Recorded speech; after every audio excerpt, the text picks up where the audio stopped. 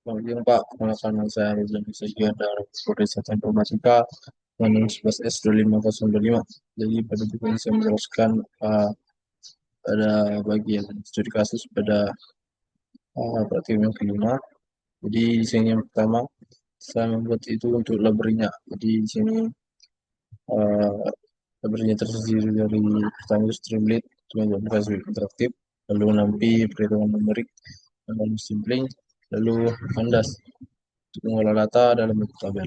Lalu Plotly membuat grafik interaktif. Lalu di sini saya membuat warnings, jadi itu menunjukkan warning agar tampilan lebih bersih. Lalu kita masuk pada yang pertama, yaitu konfigurasi aplikasi Streamlit. Jadi pada yang pertama ini latih awal aplikasi. Di sini kita lihat istilah page config. Jadi itu mengatur judul tab, browser, icon, layout menjadi buat agar konten bisa melebar penuh. Setelah itu ada blok.js yang dijadikan ke via itu HTML Markdown. Jadi untuk membuat tampilan lebih rapi seperti kartu nomor seperti kartu metrik bergradasi biru, metrik card, lalu membuat tampilan kotak info berlatar biru muda seperti info box, lalu label warna risiko tinggi, sedang dan rendah yaitu recycle, smart, dan slow. Lalu yang kedua, masuk pada yang kedua itu kelas pemilihan sistem.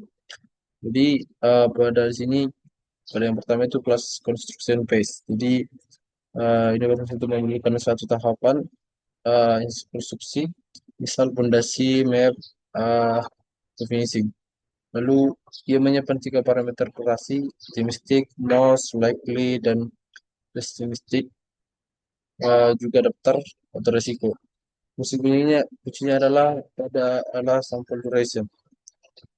Jadi pada duration ini itu mengambil sampel durasi menggunakan distribusi trimodal, lalu menentukan faktor risiko di atasnya. Risiko bisa bersifat diskrit, yaitu terjadi atau tidak, dan juga banyak bisa dipengaruhi oleh berbagai faktor seperti cuaca buruk atau continuous, itu produktivitas pekerja yang bervariasi mengikuti distribusi normal. Lalu pada pada kelas berikutnya itu adalah kelas Monte Carlo Construction Simulation. Jadi pada kelas ini adalah orkestra- orkestrator simulasi. Jadi fungsi dalam simulation di sini itu menjalankan ribuan iterasi sekaligus yang menghitung durasi setiap tahapan, lalu menyusun waktu mulai dan selesai berdasarkan dependensi antar tahapan. Misalnya struktur beton baru bisa mulai setelah fondasi selesai. Total durasi proyek per iterasi diambil dari nilai maksimum waktu selesai tahapan dan dua analisis tambahan seperti calculate critical path probability itu untuk menghitung beberapa sering tahapan menjadi penentu durasi total, dan analisis reconstruction yaitu mengukur kontribusi variansi tiap tahapan terhadap ketidakpastian jadwal. Lalu kita masuk pada bagian ketiga, yaitu di sini itu bersih fungsi masing-masing bukan satu proyek plotly. Yang pertama itu plot distribution plot. Jadi itu ini berfungsi untuk histogram distribusi total durasi lengkap dengan garis main, median, dan shading interval kepercayaan 80% sampai 95%. Lalu pada kedua create completion probability. Jadi ini berfungsi uh, untuk curve S yang menunjukkan probabilitas selesai tepat waktu untuk setiap nilai deadline. Lalu yang berikutnya adalah critical path plot. Jadi ini berfungsi untuk membuat bar chart horizontal yang memperlihatkan peluang tiap tahapan menjadi critical path. Lalu create text plot, box plot.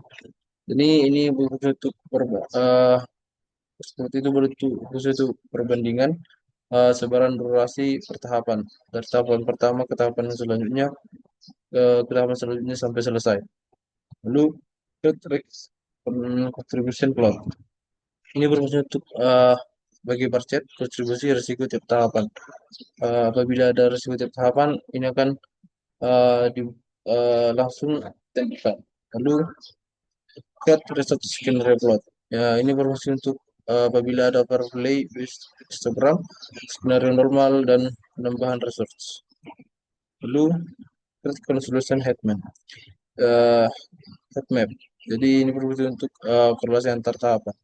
Lalu kita sampai pada bagian yang keempat, yaitu fungsi utama Streamlit. Inilah fungsi inti yang merender seluruh terminal Streamlit strukturnya. Sudah baru menyediakan sebuah kontrol, sudah baru menyediakan suatu kontrol, jumlah iterasi simulasi, probabilitas cuaca buruk, keterlambatan material, karakteristik kerja, probabilitas perubahan desain, lab, tiga nilai, deadline, referensi, serta input parameter, optimistik, most likely, pessimistic, pertama menggunakan ST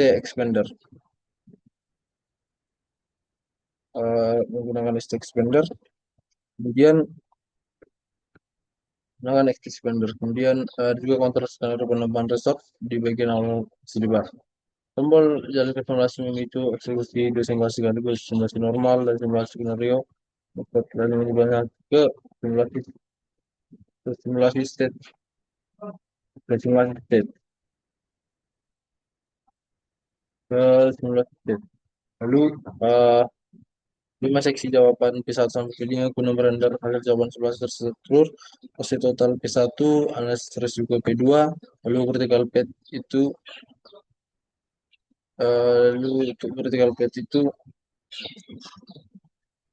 critical path lalu P3 itu probabilitas base dan deadline, lalu P4 itu termasuk input, deadline kostum dan perbandingan skenario research itu adalah P5. Bagian akhir tampilkan tabel ringkasan kelima jawaban sekaligus. Lalu di sini ada pada blok if name main itu ini berfungsi memastikan fungsi main hanya digunakan ketika file dieksekusi langsung, bukan saat diimport sebagai modul sesuai konvensi standar Python. Demikian penjelasan dari saya. Terima kasih.